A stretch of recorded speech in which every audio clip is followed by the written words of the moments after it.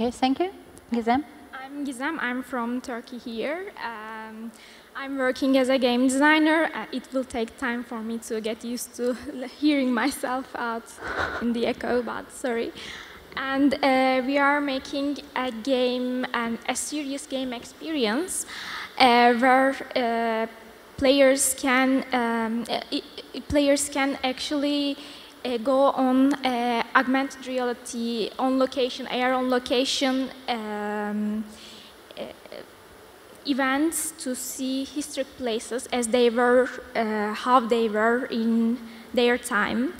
So it has many layers, which is starting with a player, an avatar that has a lore integrated with all the game experience, and many Web3 integrations as well that are enabling players to buy their own assets. And also it has another layer which brands can monetize their existence in a game in a seamless way. So it is a serious game, it's an educational game where we all integrate all those layers together in an experience like gaming. You can think of gaming experience as a spine of experience that is integrating all those layers seamlessly. So we are working on an experience like that with a lore and with all those Web3 integrations.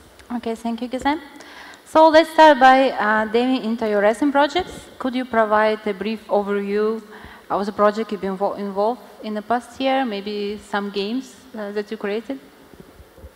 Yeah, I have worked on hybrid casual, and casual games in many different genres. I would say I have experienced some monetization and new kind of ways of monetizations that actually led about 2 years ago that led to new kind of hybrid monetization techniques, I would say. Like the games we have made was gradually building mechanics upon each other, and every mechanic is actually creating a monetization style with coming with that. So you are starting with a very I have started my journey with hyper casual games and build upon systems to make it hybrid casual and hybrid casual and casual, and now I'm working in very more complex work. Like mid-core games? Yeah, like mid-core, but it's whole new genre. I wouldn't tell the genre. Maybe gaming communities will tell us the genre in the next years. And Yannik, you mostly working with more hardcore games, right?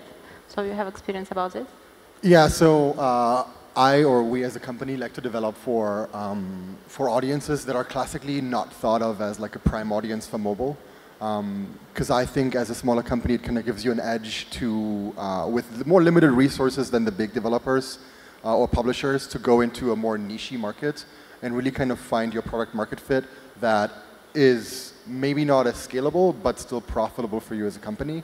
So our first project or product that we released called Dungeon Creepers is basically the definition of that, which is where we're going for an audience that is heavily skewed towards being male and 24 to 35, which is not typically your mobile gaming audience, right? Like usually mobile gaming audiences are skewing more towards a female audience, especially when it comes to more casual titles and puzzle titles.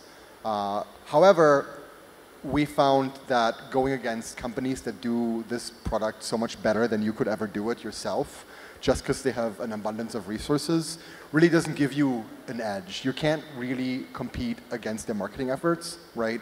And so, because in the end, you're going up against everybody, right? Everyone is buying the same users, and if your spend depth and your content depth isn't covering like literally tens of thousands of dollars, you just can't do it, right?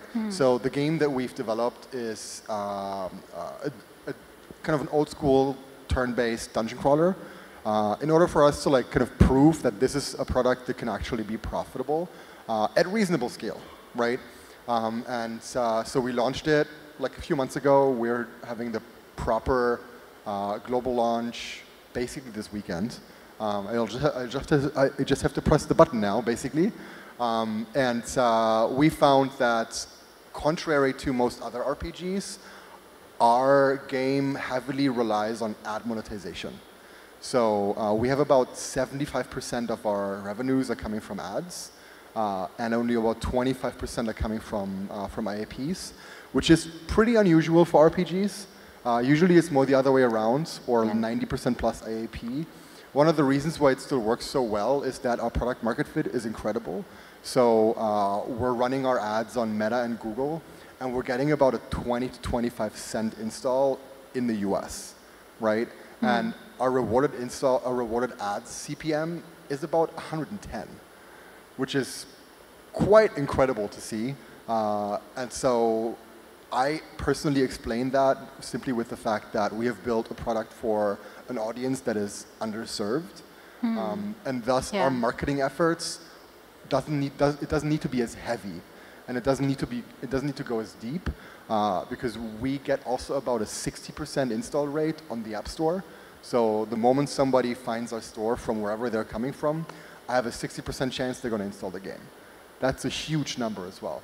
And so that's kind of the type of products that we like to focus on, because we find that in a very heavily competitive market, that's what's giving you an edge, is just to stand out in certain aspects, or to develop for an audience that is not served 150% already.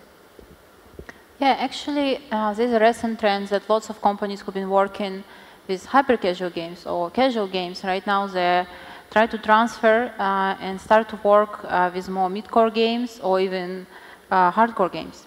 So maybe you can give some recommendation. What is the most important things you need to prepare, or maybe make some changes in your team to start work with more heavy games?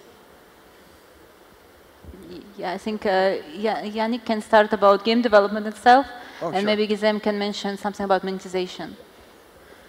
Yeah, so in order to make a pivot, I think it's important that you are generally not attached to your ideas emotionally, right? So something that makes most mobile studios successful is that they're able to iterate within 2 to 3 months on a game, right? Yeah. It used to be much less in hyper-casual times, right? It's like literally a week to build a game, or less sometimes.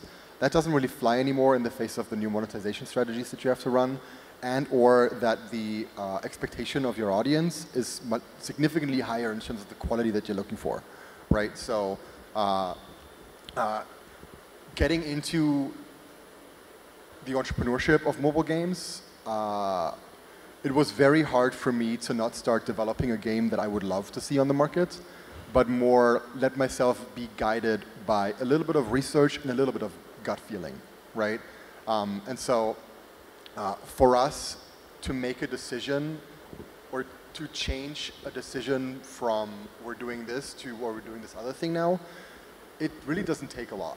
Because in the end, if your idea, and that's why it's very important that your product hits the early access stages as soon as possible, right? Like have an MVP out for people to play it, because that's always the best data you can get is when people play with it, right? Like there's just so much Q&A you can do and so forth, but ultimately you always need to be guided by what the players want, and the players will tell you what they want by looking at your data and seeing that certain parts of the game just don't work, right?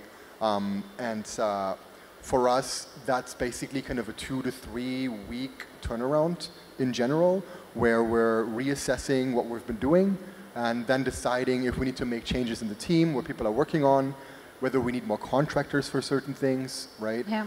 I like to work with a lot of contractors because they're just very efficient for us as a company. So how many people you have in the team? So our company is 3 people plus 2 to 4 contractors, depending. I have 2 developers in Bosnia and then myself in San Francisco. Now that we have a title out, it changes basically the way that you work as a company. Because before that, we were all building, and now we're all optimizing, marketing, monetization, It's more product management rather than just building something. And now we're moving into the next project. One thing that I also recommend for quick turnarounds is building as many things as a framework as possible.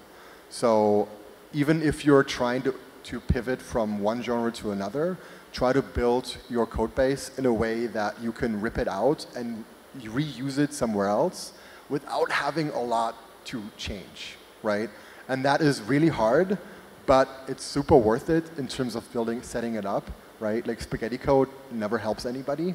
And so I would also recommend working with external partners in tools that do things better than you can ever do them yourself, right? Especially when you work with resources or with limited resources.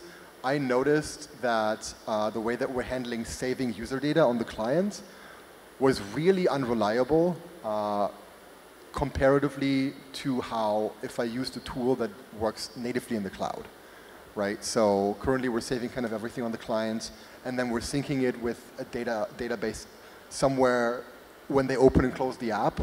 But object permanence is like incredibly important, and that's not something you can handle on the client. You have to handle that on the cloud. And if I'd made that decision much earlier in the journey, that I was like, oh, we shouldn't build this ourselves, but we should just pay a small fee to a partner, it would have kept us much more nimble. Okay, thank you. Gizem, maybe you can share about how studios who transferring their games from hyper-casual games to more mid-core titles, how should they prepare their monetization? Yeah, it is a pretty saturated market here right now, so it's really hard to maintain a game that is very fast, that has developed very fast.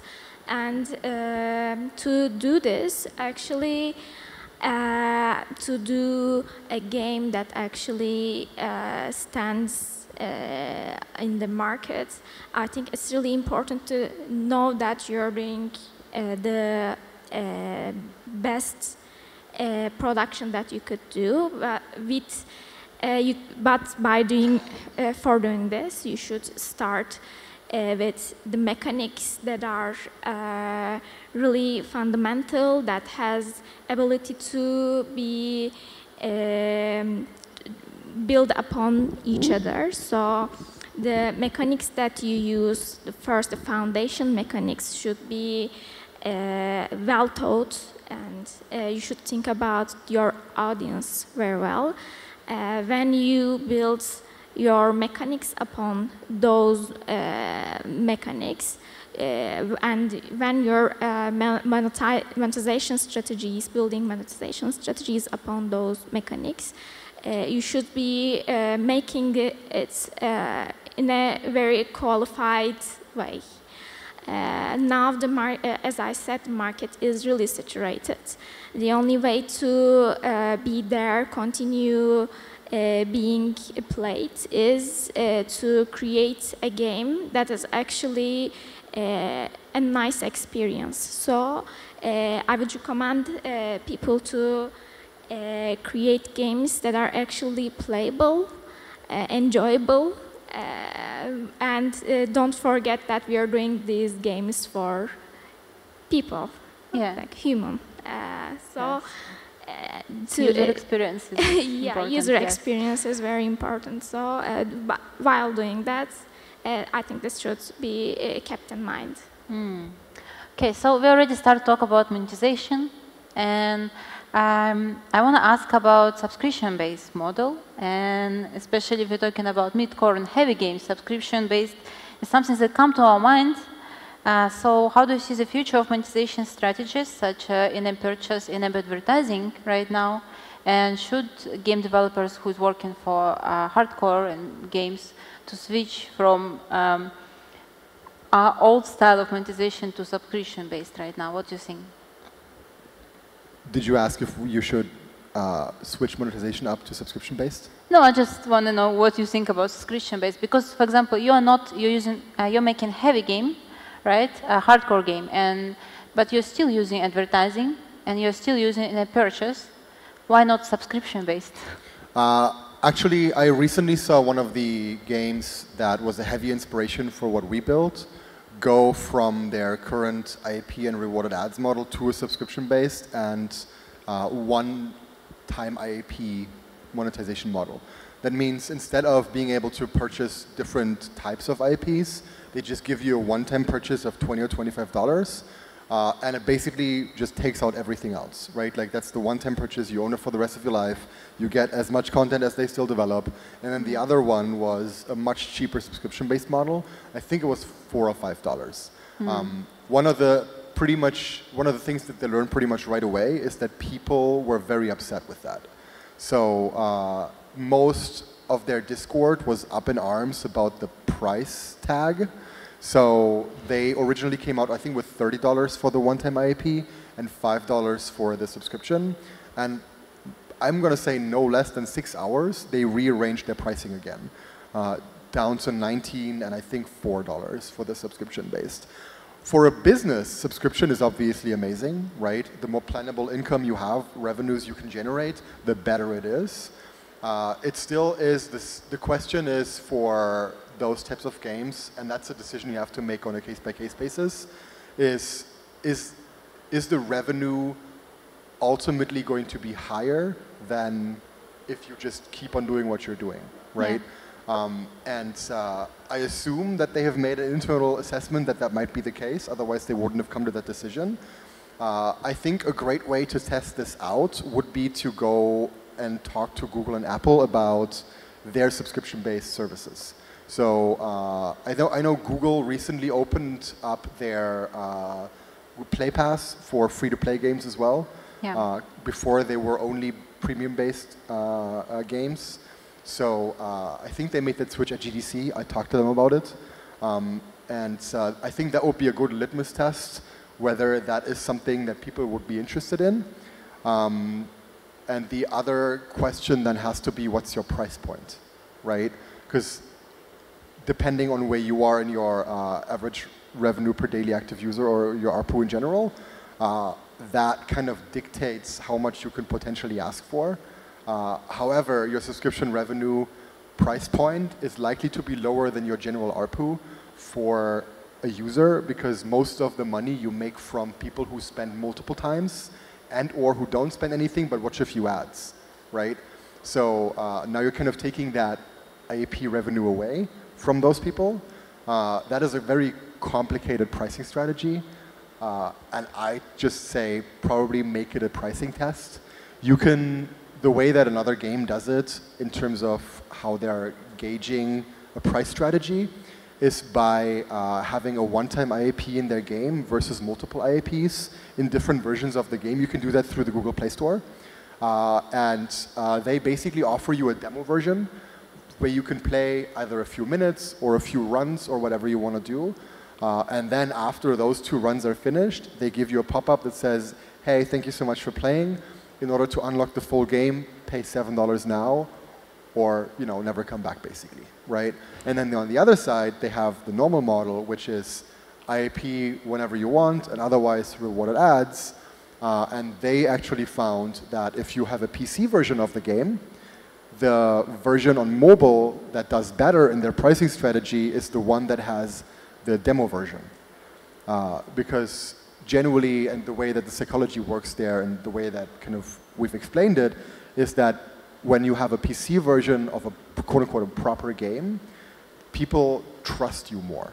Because there's generally a stigma against mobile games being quote-unquote bad, right? Especially from a demographic that's more into hardcore games, where the subscription-based model is definitely more heavily leaned into than in other types of genres. And so that might be relevant for a few companies, but I don't think it's something that's going to be universally accepted because the consumer behavior is simply that you only want to play a game for a few days and then you put it away, and if you didn't spend anything, you're never going to come back, right? Yeah, thank you. Gizem, what do you think about the future of monetization and trend, and what do you think about the trends on subscription-based model? Yeah, I believe a subscription model has conquered all platforms right now. Yes. and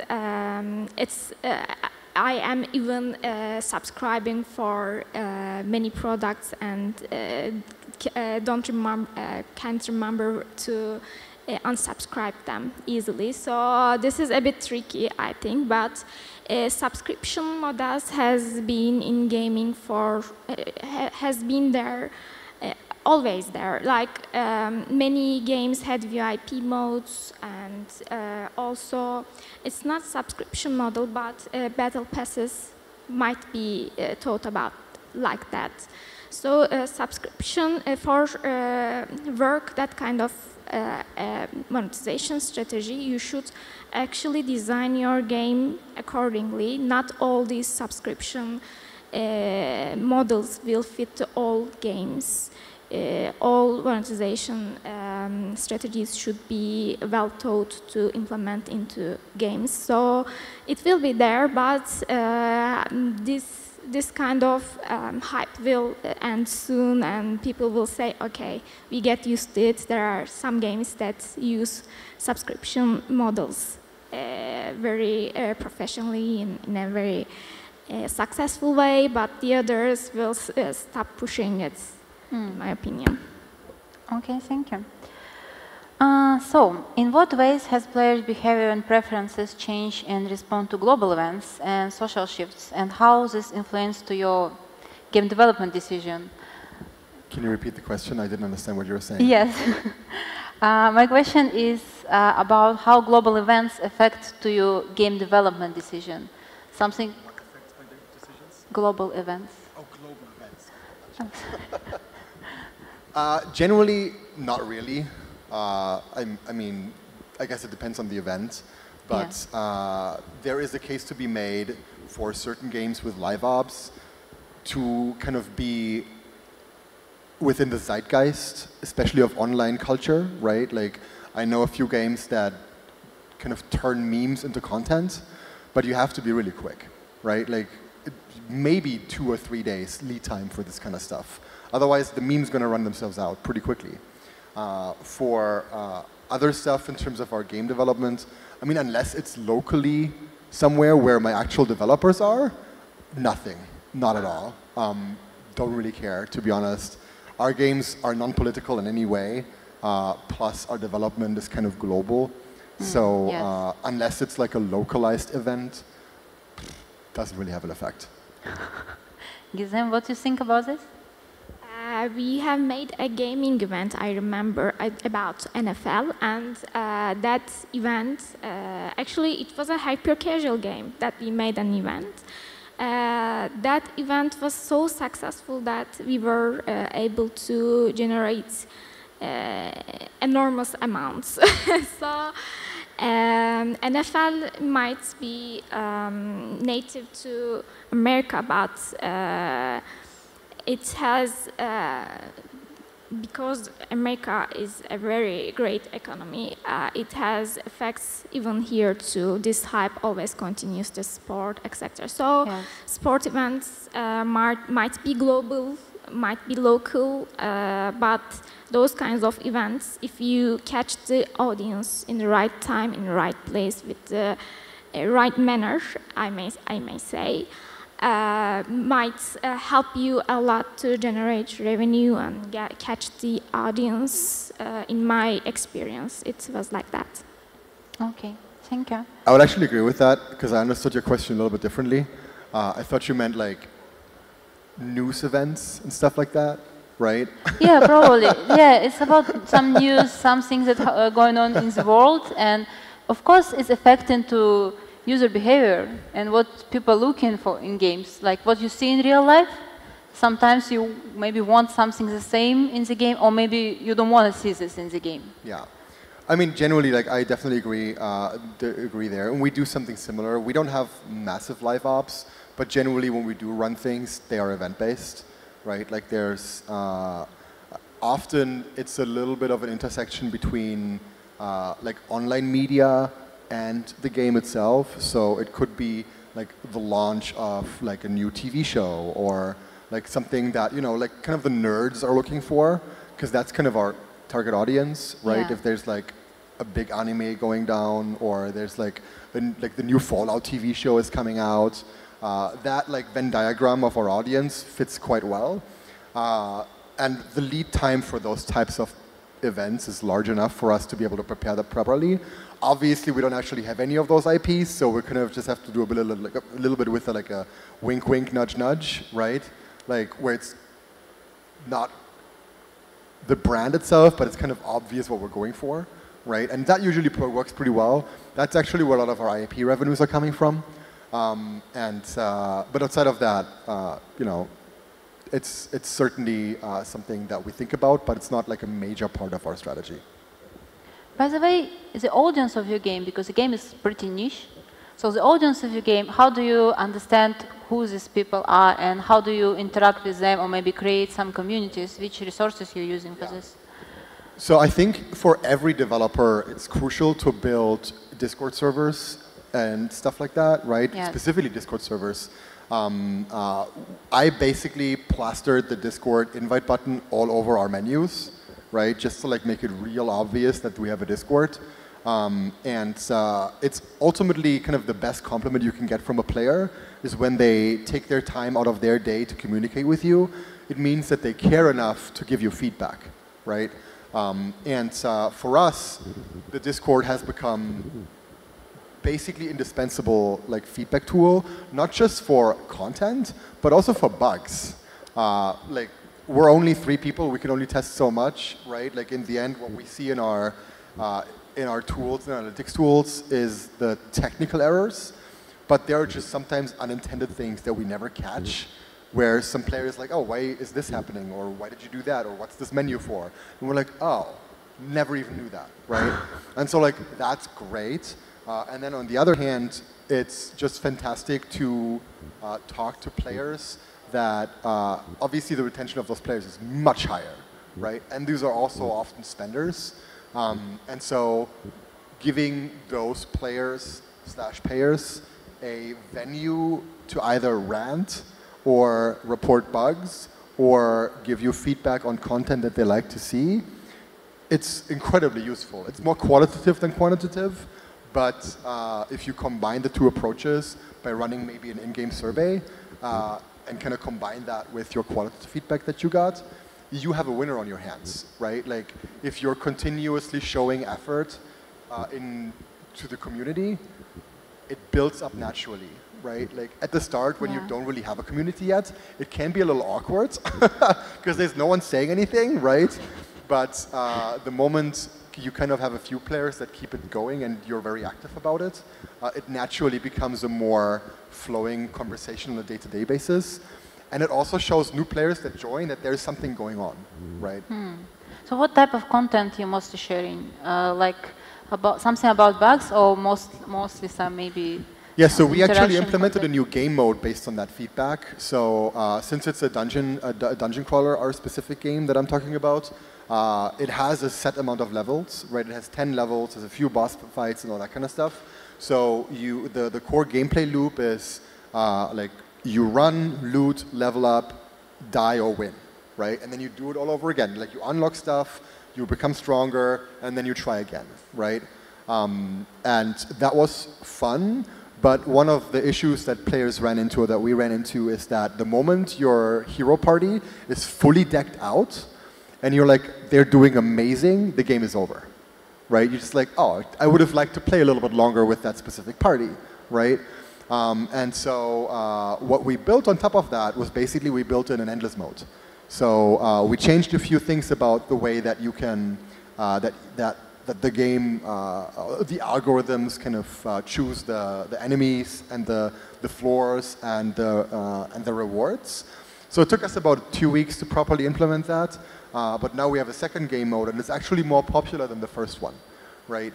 Just because it has had a positive effect on our session length, because our session length generally is pretty long, with about 25 minutes, and we have an average of almost 70-minute session time per day, or average play time per day, which is a lot, right? But like our gameplay is fairly slow. Since it's turn-based and it takes a while, right? Yeah. And so there were definitely positive effects on our bottom line, on retention, and on other less important KPIs. But that is feedback that otherwise we wouldn't have necessarily known from looking at data. We could only know that by talking to people, right? So it's basically, it's a bit of a validation strategy for certain ideas. Okay, thank you. So because this panel is about challenges in game development, I want to ask you about some significant technical challenges that happen in 2024 or maybe in the end of 2023. And what do you think about this? And what are some challenges that you faced in your company maybe, or maybe with your clients? And how you addressed to these challenges? I can start.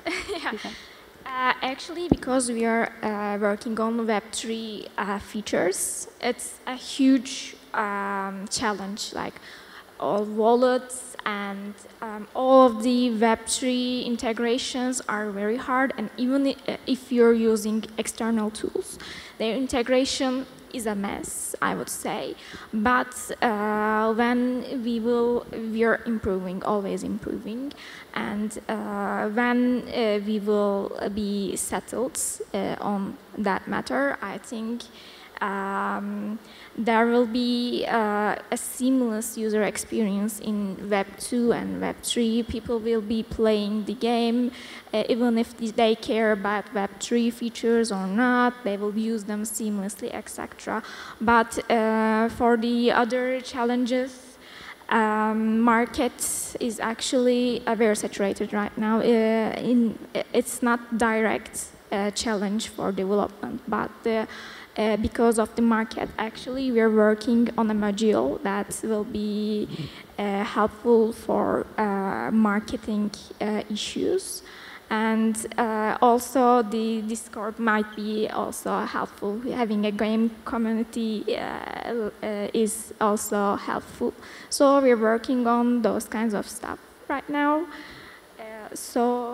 I don't know, and many other challenges actually, but I can leave you the word. So maybe about, if we talk about monetization, how can the game development team be sure that they are ready for every time for a new, because right now we see challenges every month we see some changes in policy or something like this. So how can you be sure as a game developer that your team is ready, or maybe not be sure, but prepare yourself in advance?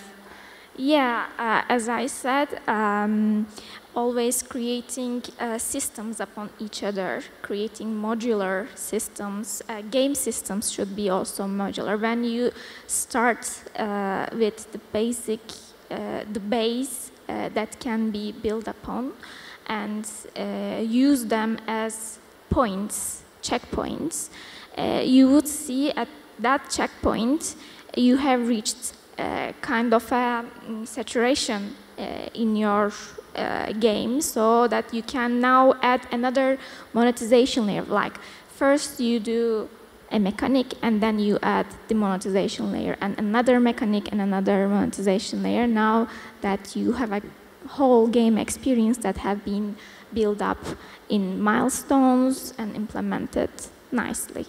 Okay, thank you. For us, the biggest challenge was that this was the first time we ever built a product on our own, right? So we had to build a lot of the institutional knowledge that you otherwise have as a seasoned developer.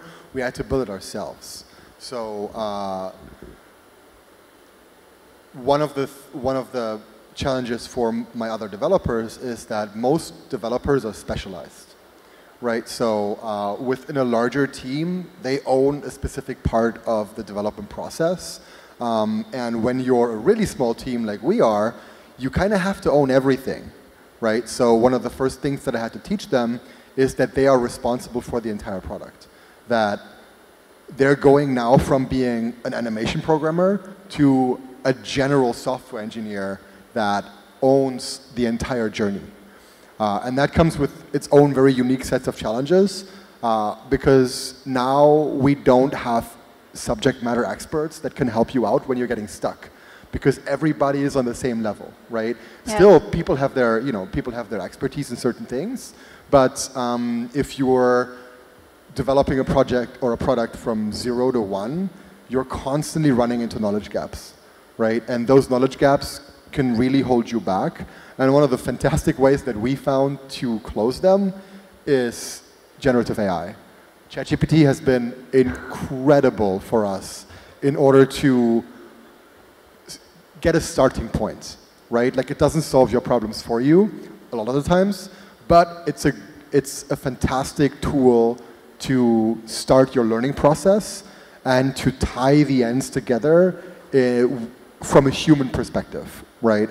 And so in order for us to be able to build a product from 0 to 1, I had to teach people that are not used to autonomous working to be completely self-reliant, right? So that requires a lot of trust in the person that they can learn it. And I did have to let someone go as a result as well, because they were just not able to do it. But when you build a team that needs to build from 0 to 1, you have to be able to work with people that are able to own the entire process, right? And that I can trust to own the process flawlessly. Because one of the things that you need to do is to execute flawlessly as a small team, because otherwise you're always behind. And so kind of a mix of hiring the right people and enabling them to learn what they need to learn in order to get where we need to go has been kind of the magic formula for us to be able to run a very efficient operation with very few people. You can't do that with everybody, but when you find the right people, you are incredibly productive, because I don't have to make every decision myself. I leave it up to a part of the team, right? Like, I don't want to make every decision myself because I don't know everything either, right? Like, I am relying on other people to make this for us, and being able to build a team like that took a long time, but it's incredibly rewarding once you get there. But you can really only do it when you're a smaller team. Okay, thank you. So we already started to talk about AI, and looking ahead to the future, what do you think, what emerging trends or maybe some technologies that gonna make the biggest impact in mobile game development in 2024, maybe next year? Can you name something, Gizem? AI, I don't think that AI will be conquering game design or in-game very fastly. There are like a lot of development and server costs right now within the AI. So actually, AI still is a tool that we use in the development. Like we use ChatGPT, etc., etc. Of course, there are some AI algorithms, like some AI algorithms might be used dynamic difficulties in games. That it has been used for years right now, but I have heard lots of conversations about AI used in NPCs or AI used in game decisions, etc. I don't see them coming very efficient in a very short amount of time. Of course, there will be trials, but the costs are too high and the benefits are very low. It's not very interesting for players to play an AI game, but it's really it might be really interesting for people to use AI in marketing or AI in, I don't know, in house gears, etc. Like it's a good marketing. Yeah, education. But in games, gamers are not very interested if you used AI or something. But I have seen also some AI algorithms used in games to create dynamic difficulties in NPC mobs. And if you are I have played one game that has specifically this kind of feature, but it was very bad. Like I cannot feel any progression. I cannot feel any challenge there because it's always changing accordingly to my avatar, so my character. So it's not fun at all. So if AI is not a trend, you think what can be a trend that will impact the industry, or maybe monetization for games? subscription is subscription. now hot. We are turning to subscription as well, but I think now it's becoming more and more complicated. Game systems are integrated. Anything that lets player play more and anything that lets players to open up their game another day is actually a monetization technique that will continue for mobile. I don't know, I don't have any specific occasion on my mind right now. Okay, maybe Yannik can name some trends. So, without getting into the whole AI thing right away, I think another thing that we'll see in terms of the market trends is that the engines are going to come back with a different business model again. Because if you look at how they're operating, is that they're all incredibly unprofitable. Both the Unreal Engine as well as Unity are not products that carry themselves, right? And that's due to the fact that most of the people that are using them for free, right? So there will be definitely another adjustment that is going towards some type of runtime fee, most likely. At least in my opinion, right? Like the way that Unity did their adjustment was obviously stupid. And they paid the price for that, but it doesn't mean that they're not going to try again. Or that any one of those players is not going to try again. Because in the same way that Unreal Engine only carries itself because Epic Games is Fortnite. Without Fortnite, the Unreal Engine wouldn't be what it is today, and it would not be a profitable product, right? The same for other engines that are out in Asia that are popular. They're all not carrying themselves either. So there will be some adjustments in the next 1, 2, 3 years in the way that game developers are going to be able to use the engines. And then going into the other trend, which is AI, I mean, it's already here, right? Like, obviously, there's a lot of smoke and mirrors. There's going to be a lot of shitty tools out there that aren't going to do very much. A lot of VC money goes into AI companies at the moment. I live in Silicon Valley in San Francisco. It is full of VC money for anything that's AI related. A lot of the companies are kind of built just to attract VC money and then never actually do anything with it, but that's a different story. Overall, I see it as a productivity multiplier. A productivity multiplier for almost any type of position, and it just kind of, it goes around in the same way as any major change to any industry comes, is when you as an individual don't want to interact with the thing that's coming your way, you're going to have a bad time, right? Like, it doesn't mean that it's going to replace your job, but most likely you never really will, but you should be able to handle it, and you should be able to utilize it for your own cases. So for myself, and in product management and in engineering, it means that it makes my job in generating documents much easier. It makes my job easier in solving challenges that I wasn't able to solve before.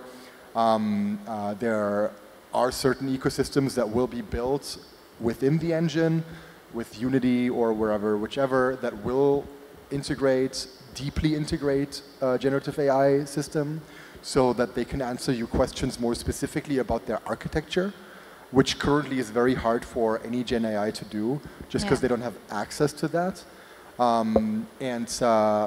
There will be a phase of companies trying to replace engineers and game designers and stuff like that, but I don't see it happen.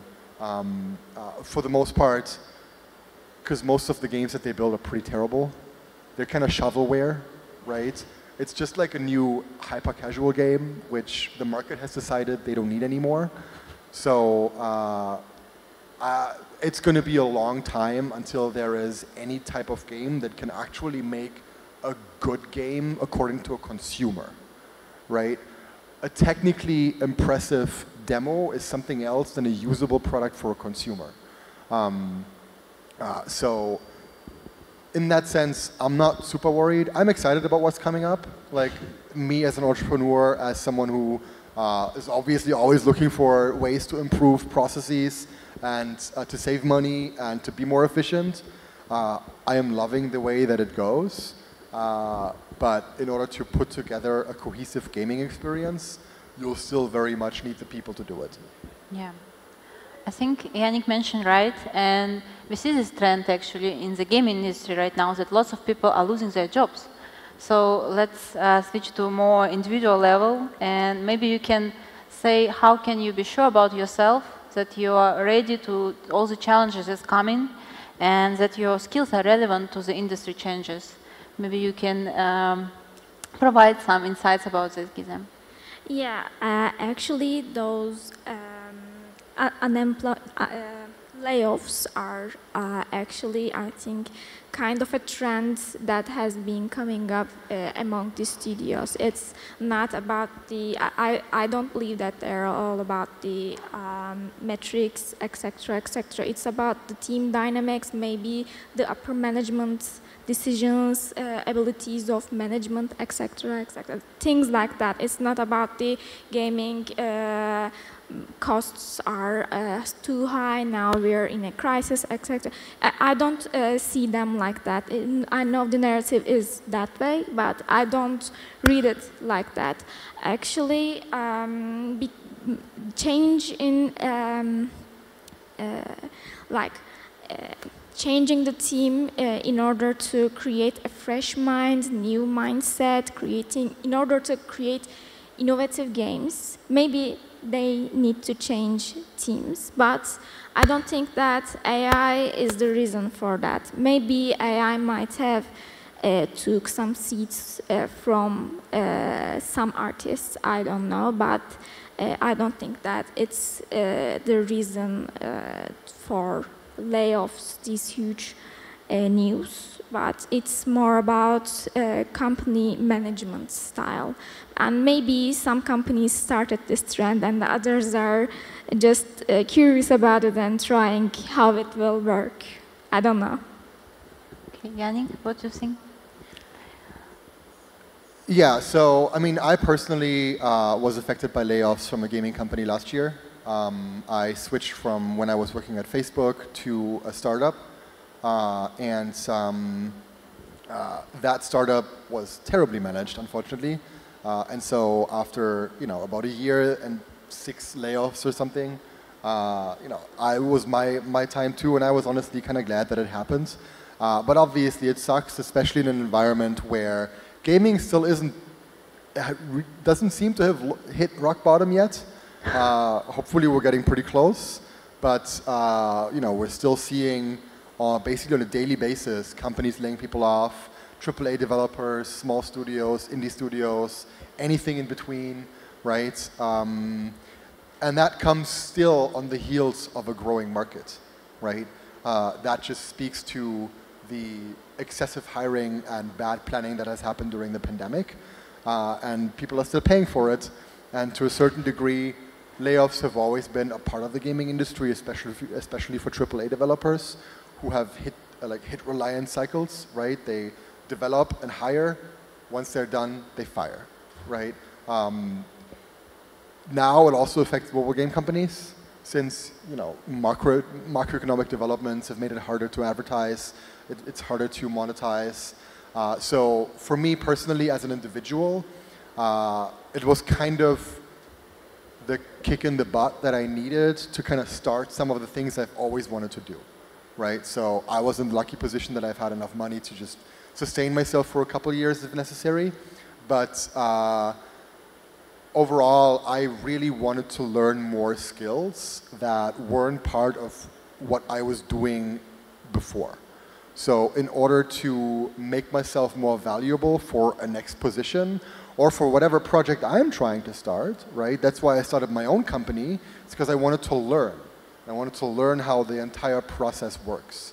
Like 2 or 3 years ago, I was rejected from Activision Blizzard for not having any publishing experience. So I was like, I'm not getting in that position anymore. If you don't want to hire me to give me the experience, I'm just going to build my own game. I'm going to do it myself, right? And I think a lot of that mindset is what can keep you safe in ambiguous situations where you don't know what's happening to you. So basically always have a plan B, right? Like do something that interests you and that can potentially give you an edge in another position, right? So for me, it was I wanted to get the technical experience and the entrepreneurial experience to then maybe either have my own successful company or to go back into employment or an FTE position where I can manage things differently than the people that fucked it up before me, right? And so that, for example, led me to now start as a managing director at a different company who wouldn't have hired me if I didn't start my own company and know how it works, right? Yes. Like, that wouldn't have happened if I didn't recognize my own desire to enhance my skill sets, right? To be more broadly appealing and not just to rely on some big names in your CV. So just keep learning and have a plan B. Yeah, I mean, like, look around. Like, what are the skill sets that are required, and what is stuff that you would like to learn on a personal level, right? And I think companies generally reward people that are consistent learners, right? Like, if you learn something new that is hard, that is a great sign for someone to hire you because now they know you can figure it out. They can leave you to solve a problem without having to babysit you, right? And that is a significant advantage to someone who can't do that and or who maybe doesn't have the technical skill set to go do something on his own or her own, right? Like, if you're self-reliant within a company and you don't need necessarily to have to ask business intelligence or data analytics all the time, that's an advantage, right? That means they don't have to pay other people to do your job for you and or to do something for you that otherwise would have cost the company money, right? And so really kind of hone in on marketable skills that ideally also interest you. Okay, thank you. So I don't have any other questions. Would you like to add something about our discussion, Gizem? Thank you. Okay, Yannik? So just like talking about the kind of dire times that we're in, I'm a relentless optimist, especially when it comes to gaming. I know times are tough, yeah. But I think times are getting so much better. The industry is growing. It was mismanaged, but we keep growing, we keep on going, we keep on making awesome games. And I love getting together with people at events that are passionate about what they do. And these types of events, especially coming from GDC and some larger events, really show that there's still a lot of buzz going on, right? Like, the people want to build more cool games. They want to make better companies. They want to delight consumers with fantastic products. Even if the money is drying up a little bit at the moment, it's going to open back up real soon. We'll just have to kind of, hold your nose a little bit and sift through the shit. And be optimistic, right? It's going to be. Okay, thank you. Does anyone have any questions to our speakers? Yeah, please. Sorry, I think you need to take a microphone.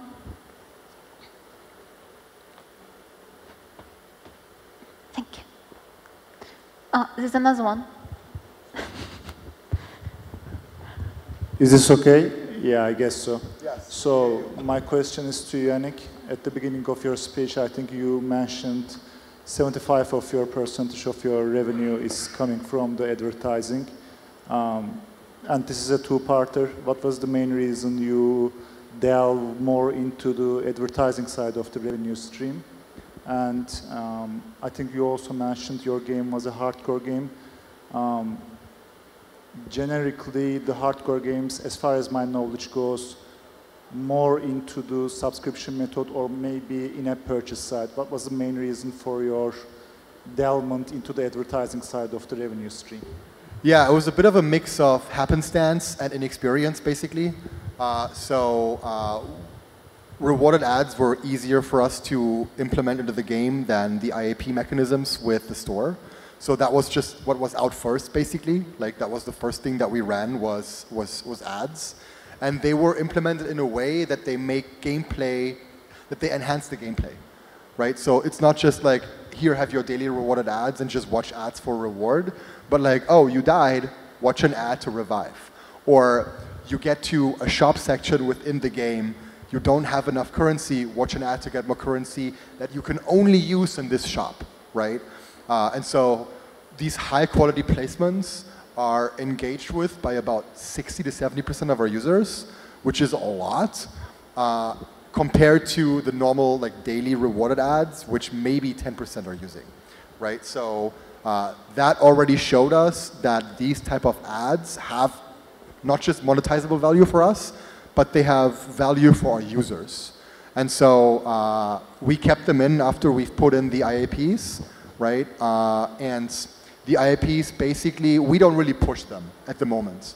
We are just about to include a starter pack, which is going to be basically the only thing that we're like regularly pushing. Because outside of that, what we noticed is that generally the audience that we have doesn't like very pushy IAP processes or mechanisms in the game. So, but ultimately, it's probably worth running an A/B test against it, right? Like what actually would make us more revenues. But in order to do that, we would have to change the gameplay a little bit in order to push people towards IAPs. Because currently, the spend depth is only about maybe $50, which is unusual for a mobile game, right? Usually you have thousands of dollars you can spend in a game. So there is currently more long-term value in a user that keeps that. I've actually had really cool video ads made by an artist. The CPI is about $2 compared to a static image just of gameplay, which is 24 cents at the moment. So it's not really comparable in revenue and or in CPI. My current explanation is that we have an audience that typically isn't marketed to as aggressively as the typical mobile audience. So our product market fit is spot on for an audience that typically doesn't play mobile games very much, right? It's a like 98% male between 24 and 35, which is completely not a typical mobile audience, right? Typically it's more female to male, especially in the casual sector. And so my explanation is simply that we don't have much competition in the algorithm. Yeah, your game is pretty niche. Yeah. Yes. And so in that sense, at the scale that we're running it at the moment, it's still very much worth running it the way that we're doing it. But we are testing other ways to monetize maybe a little bit more. But for now, you know, don't change a winning team. So in that sense, it just kind of happened in that way, and we leaned into it. And we learned from the data what types of ads work. And those types of ads that work are simply gameplay images that look busy. If that's the best description that I can give you, because there's a lot going on the screen. It's a very heavy, very UI-heavy game.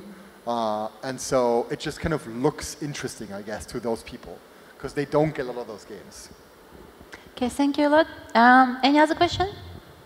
Okay, so let's say thank you to Yannik and Gizem. It was a very nice conversation.